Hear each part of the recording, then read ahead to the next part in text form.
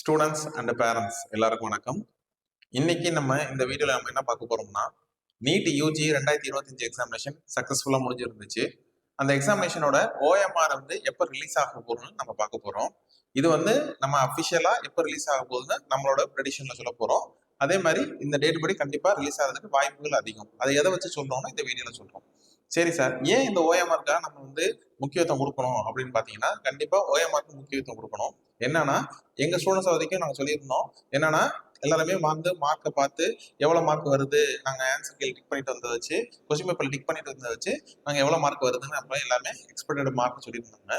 இருந்தாலும் இந்த வருஷத்தோட கொஸ்டின் பேப்பர் வந்து பாத்தீங்கன்னா நம்மளுக்கு லென்த்தியா கேட்டதுனால சில ஸ்டூடெண்ட்ஸ் வந்து கொஸ்டின் பேப்பர்ல டிக் பண்ணியிருப்பாங்க, ஓஎம்ஆர்ல ஷேடோ பண்ணாம வந்திருப்பாங்க.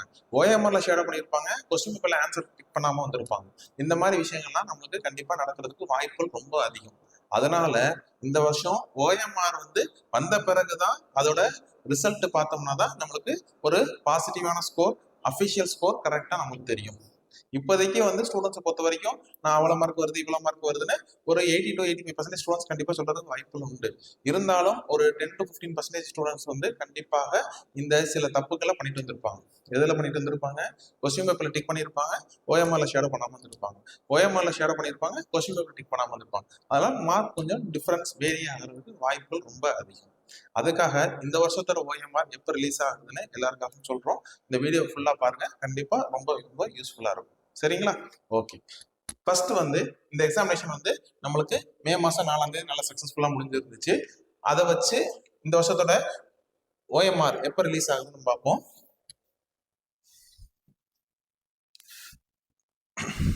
ஸ்டூடெண்ட்ஸ் வந்து எக்ஸாமினேஷன் வந்து 2024 எக்ஸாம் வந்து மே மாசம் 5ஆம் தேதி நடந்துருந்துச்சு. நம்மளுக்கு ஜூன் 14 வந்து ரிசல்ட் வரதா நம்மளுக்கு சொல்லியிருந்தாங்க. அது போக ரெஸ்பான்ஸ் ஷீட்டும் ஆன்சர் ஷீட்டும் நம்மளுக்கு ஆன்சர் கீயும் நம்மளுக்கு இன்டிமேட்டட் லேட்டர்னு சொல்லியிருந்தாங்க. இது லாஸ்ட் இயர் பண்ண விஷயம். ஆனா அந்த லாஸ்ட் இயர் பண்ணதுக்கு அவங்க என்ன விஷயங்கள் பண்ணியிருந்தாங்கன்னு பாத்தீங்கன்னா, நம்மளுக்கு 29 மே 2024 அவங்க என்ன பண்ணிட்டாங்கன்னா,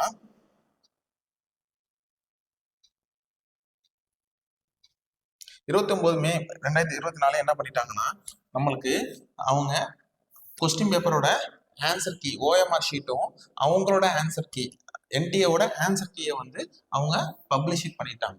சரிங்களா? 11:50 வரைக்கும் 29ஆம் தேதியிலேருந்து 31ஆம் தேதி 11:50 வரைக்கும் ஓஎம்ஆரை டவுன்லோட் பண்ணிக்கலாம். அவங்க ஆன்சர் கீக்கு வேணா சேலஞ்ச் பண்ணிக்கலாம்னு லாஸ்ட் இயர் நம்மளுக்கு சொல்லியிருந்தாங்க. சரிங்களா? ஜூன் 14 ரிசல்ட்னு சொல்லிட்டு.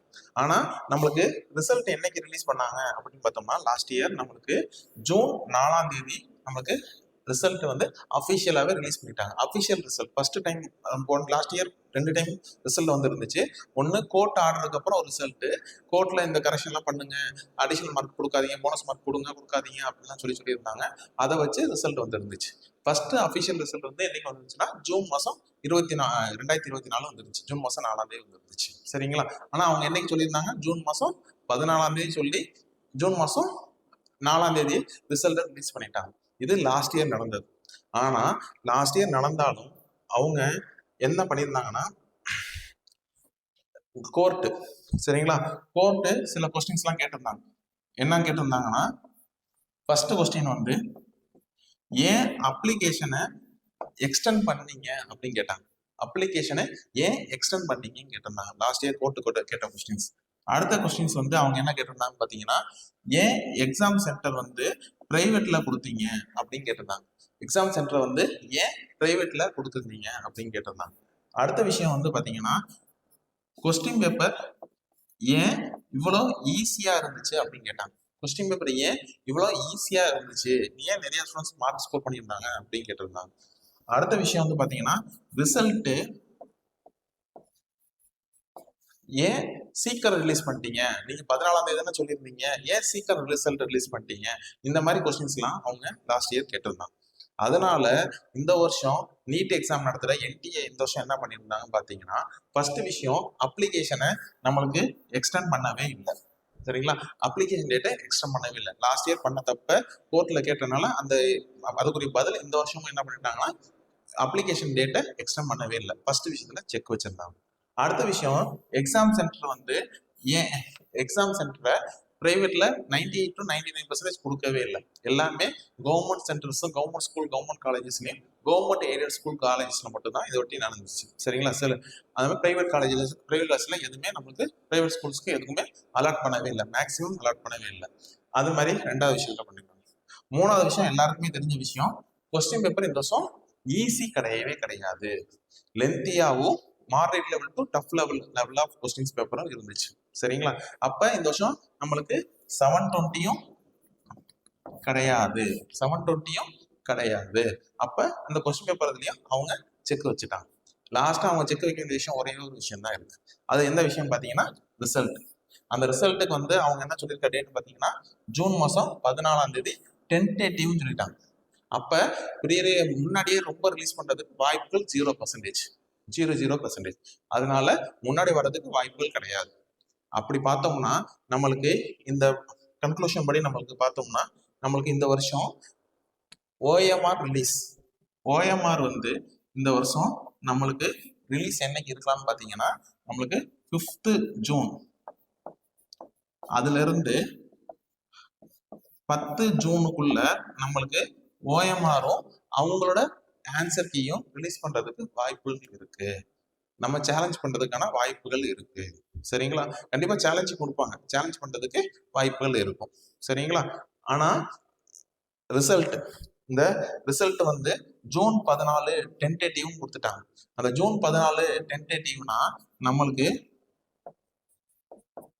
என்ன மீனிங்னா 14ஆம் தேதி இருக்கலாம் டென்டேட்டிவா, ஒரு நாள் பெரிய முன்னாடி வரலாம், 13 ஜூன் வரலாம். அதனால நம்மளுக்கு 13/6 அதுல இருந்து 14/6 இந்த 2 டேட்ல நம்மளுக்கு ரிசல்ட் வர்றதுக்கான வாய்ப்புகள் ரொம்ப ரொம்ப அதிகம்.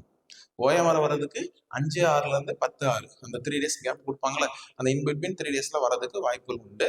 அது மாதிரி ரிசல்ட் வந்து 13/6 இருந்து 14 வர்றதுக்கு வாய்ப்பு உண்டு. ஏன்னா இந்த வருஷம் வந்து ஒரு வார்த்தை சேர்த்துட்டாங்க, டென்டேட்டிவ்னு சேர்த்துட்டாங்க. அந்த டென்டேட்டிவ் கொடுத்தனால இந்த வருஷம் கண்டிப்பா இந்த இன்பிட்வீன் இந்த முன்னாடி வரலாம், இல்லாட்டி அந்த ஆன் டேட்ல வர்றதுக்கு வாய்ப்புகள் உண்டு. ஏன்னா முன்னாடியே கொடுத்து கோர்ட்ல எந்த ஒரு கொஸ்டின் கேட்கறதுக்கும் இவங்க இந்த வாட்டி வாய்ப்பு கொடுக்காத அளவுக்கு எக்ஸாமை கண்டக்ட் பண்ணி லீடு பண்ணி கொடுத்துட்டு போயிருக்காங்க. அதனால இந்த விஷயம் கூட்டு. சரிங்களா? அதனால ஸ்டூடெண்ட்ஸை பொறுத்த வரைக்கும் உங்களோட ஓஎம்ஆர் ஷீட் வந்த பிறகு நீங்க எப்படி எழுதிருக்கீங்களோ அதுக்கேற்ற மாதிரி மார்க்கை செக் பண்ணி பார்த்துட்டு அதுக்கேற்ற எக்ஸ்பெக்டட் கட் ஆஃப் எப்படி இருக்கும், ரேங்க் எப்படி வரப்போகுது எல்லாமே செக் பண்ணி பார்த்துக்கோங்க. சரிங்களா? அதனால ஸ்டூடெண்ட்ஸ் இந்த வீடியோ பாருங்க, கண்டிப்பா உங்களுக்கு ரொம்ப யூஸ்ஃபுல்லா இருக்கும். அது மாதிரி நீட் எக்ஸாமினேஷன் யார் யார் எழுதியிருக்காங்களோ இந்த வீடியோவை ஷேர் பண்ணி விடுங்க, கண்டிப்பா உங்களுக்கு யூஸ்ஃபுல்லா இருக்கும். சரிங்களா? அது மாதிரி கமெண்ட் செக்ஷன்ல கமெண்ட் பண்ணுங்க.